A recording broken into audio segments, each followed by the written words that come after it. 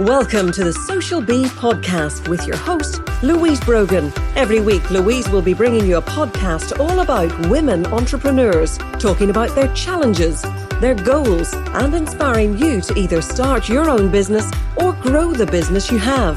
Visit www.socialbeeni.com to join our community and pick up some lovely freebies to start marketing your business online today. Hello and welcome to today's episode of the newly named Linking In with Louise podcast. And you should be listening to this in 2020, the start of a new decade. Wow, how exciting. Today, I have a very interesting guest. Well, I find her very interesting, called Sara Kappler. Sara the reason I find her interesting is because she is doing something that I find quite challenging, and that is wrestling control of systems. So, Sara, welcome to the podcast. Please tell everybody a little bit about yourself and what your business actually does do. Sure. Well, first of all, thank you so much for having me, and great name. And I can't believe this is going to be airing in 2020, but I guess that is right around the corner, isn't it? So I have a small consulting company, Sara Kappler Consulting, and I help small businesses choose the right software and implement the right software. And implementation is kind of hard to get right for most small businesses, between the strategy, the technical, the training, the ongoing support. Most small businesses have over 15 software licenses to run their business. Yeah. And it's hard to get all the systems working together and integrated and giving good insight. So that's really my happy place, is nerding out on systems and integrations. Yeah. Thinking about that. So whenever you must have said that somewhere else that I read about how many average number of systems we all have. And I started to think about all the software that I have. Yeah. And it is frightening to think of how many different software companies we're using. I know, it's kind of overwhelming. I mean, in part, it's great because there's so many free tools out there. Yeah. But there's so much overlap in features and functionality, and most people don't kind of make use of the free tools that they're using and really identify the special custom tools they need to be paying for their business. So it's a double-edged thing, right? Great free software everywhere, but getting it to work for your business is kind of another topic entirely. Yes. Do you fall in the camp of you can do it all with free software, or do you fall in the camp of actually, if you pay a little bit of money, you're going to get a much better system? Yeah, so I often have the conversation, free as in free beer or free as in free puppy. So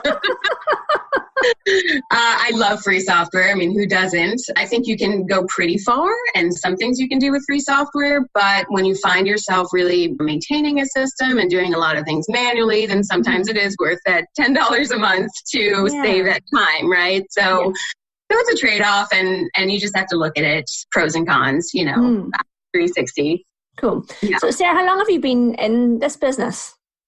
So I've been doing this for 3 years now in the local Seattle area. Prior to this, I have 10, 12 years corporate IT experience, so needs assessment and IT project management. So I come from the big business world, and now I serve small business owners and help them. So yeah. Well, my background is IT project management as well. Okay, great. And I was definitely better at the people side of the implementing. I think I find software not easy, but I can find my way around a piece of software pretty quickly. Yeah. Which I think is definitely a real benefit for me, having that skill. Yeah. And I did a master's in computers back in 2000, computing and information systems. So I'm not frightened off by it, put it that way. Yeah. Well, that's great. That's a big asset to any, business owner nowadays. That's for sure. Yeah. So do you have people working for you then, Sara? I do. I have a team. I've got 3 people on it part-time. Yeah. Kind of to help me implement. So, I started off doing more of the strategy side, and then realized that my clients really benefited from these kind of monthly check-ins and support and having someone to answer questions. And so I built out my team with a web developer, front end, and a marketing expert, and someone who's great with numbers and data analysis. And kind of together, we can be that team of experts to help them with those questions along the way as we get the systems up and running. So it's been a wonderful experience. Excellent. Do you find that the majority of your clients are local to you, or are they coming from everywhere online? Good question. So local is going to be the bulk. I'd say about 50-60% is local, mainly because I haven't done any concerted marketing efforts. I've referral based and word of mouth and people I meet here locally. But from that, I also now have about 40% either in California, Virginia, and Europe. It can be virtual, right? Yeah. It's not something where I need to be on site. Yeah. Thanks to technology. So now it's kind of a mix. Okay, which leads me really into talking about, because the reason you're on today is that this is actually an on-air coaching call to help you with LinkedIn. I know. I'm so excited. Good. So I suppose it kind of leads me into why. So let's think about, first of all, why you're using LinkedIn. Why do you want to use LinkedIn? Sure. So my ideal clients are on LinkedIn. I know that. I think LinkedIn and Facebook are the two channels I've identified that are really good for me to have regular content and visibility. And I did a decent job of my personal, profile from my corporate years. So it's, I'm not starting with zero. I'm definitely building out the page, business page. And if you checked in, you probably see it half finished. Maybe by 2020, I'll be a bit better along. But yeah, the real reason is because I'm trying to build out some relevant testimonials from past clients or past partners. I have two boys, 5 and under. So, there's some gaps when I really wasn't thinking about asking for testimonials, right? And doing the due diligence that way. And I find myself now going, I should really flesh that out, shouldn't I? Because I know there's a lot of people who would be happy to contribute something if I ask them, and I need to get to the doing. So that's right. So your personal LinkedIn profile, would you say that a lot of the connections on there are from your corporate role? So staying connected with people I've been pretty good at the last, 5 years of starting the business. The combination, I have maybe, I'm looking in here now, about 800 connections. Okay. A lot of them are from past ones, but I'd say a good 300 are from the last couple of years. Okay. Yeah.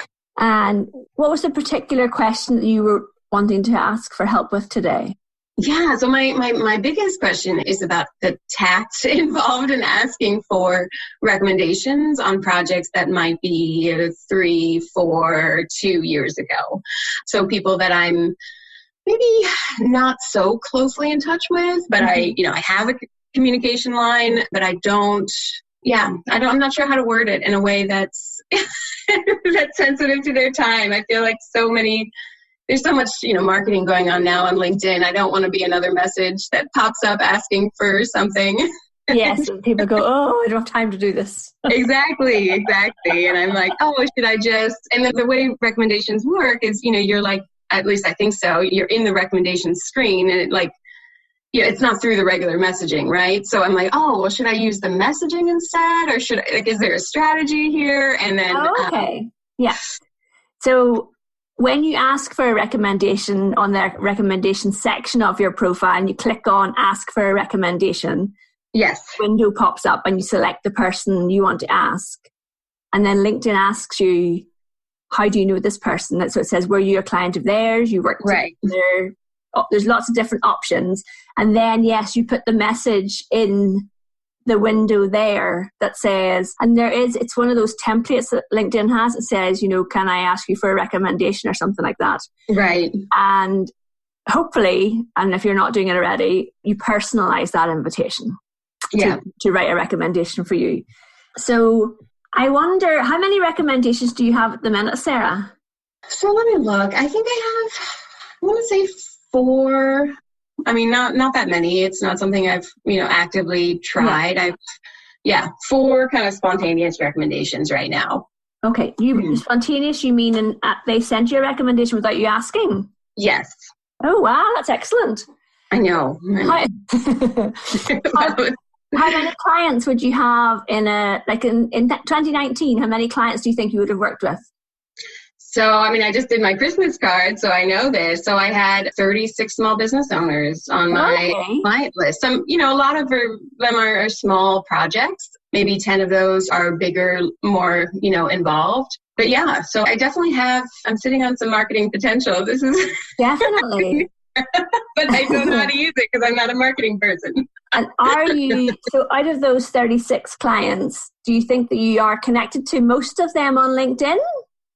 Most of them, yes. Okay, great. There might be 4 or 5 that don't have LinkedIn or that didn't at the time we started working together, which is usually when I check. But yes. I think, because you were saying about going back 3 or 4 years, I suppose if you worked on a really big project a few years ago, then absolutely reach back out to those people and ask them for a recommendation. But I would definitely start with the people that you've worked with in the last year. Mm-hmm. For starters. And I don't know if you look at other people's LinkedIn profiles, but having 4 or 5 recommendations, you're doing quite well, Sarah. Mm-hmm. Oh, really? That's wonderful to hear. Great. Yeah. Because a lot of people don't even use that area of their profile. To be honest, a lot of people really need help with the basics of optimizing their profile. So for you to come on the call and actually already have 4 recommendations that people have given you without you even asking, it's really good. Okay, well, that's great to know, because I always think it's such an underused, part of the marketing. Yeah, well, I think that for me, when I work with somebody, I will always say to them, when you finish a piece of work with somebody, just make it part of your to-do list that you do with every client. Is to send them a recommendation request on LinkedIn. And you're absolutely right, Sarah. If you ask me for a recommendation, it comes through in my notifications through my messaging along with all the other messages. Mm-hmm. It does. And if you're somebody who gets a lot of messages, it can easily get lost in there. Right. So say you and I had worked together and we had done a project for like the 10 bigger clients you worked with in 2019, would they have been like a 3 months long type, what kind of length of time with those people? Yeah, I'd say, 3 to 6 is the window and some continuing on. Mm-hmm. Okay.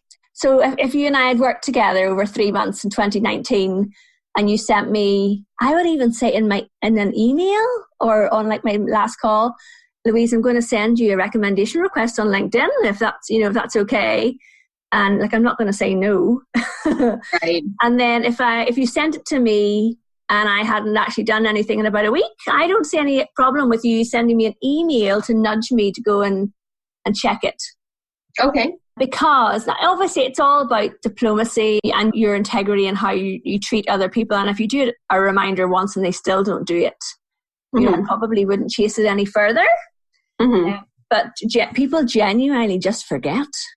Yeah, that it's there, and they don't mean any harm by it. Right. But the reason recommendations are so powerful is because if I sent you a recommendation request and you wrote a recommendation for me, I can't alter that.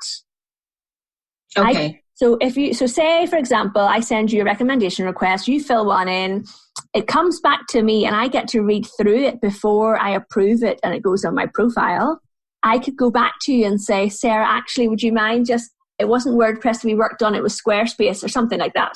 Right. Would you mind just changing that? So I did get a recommendation from a very senior member of the judiciary here in the UK this year, and there was like a very simple grammar mistake in it. And I just went back to him and I said, oh, would you mind just editing that slightly? Not a problem. He did. And then I approved and it went on my profile. But I couldn't have written it for him. Right. So that's why they're so powerful, because it's actually the other person, it comes from the other person's account. Right. And it's not filtered or censored or, twisted or something. That's a really good point. Yeah.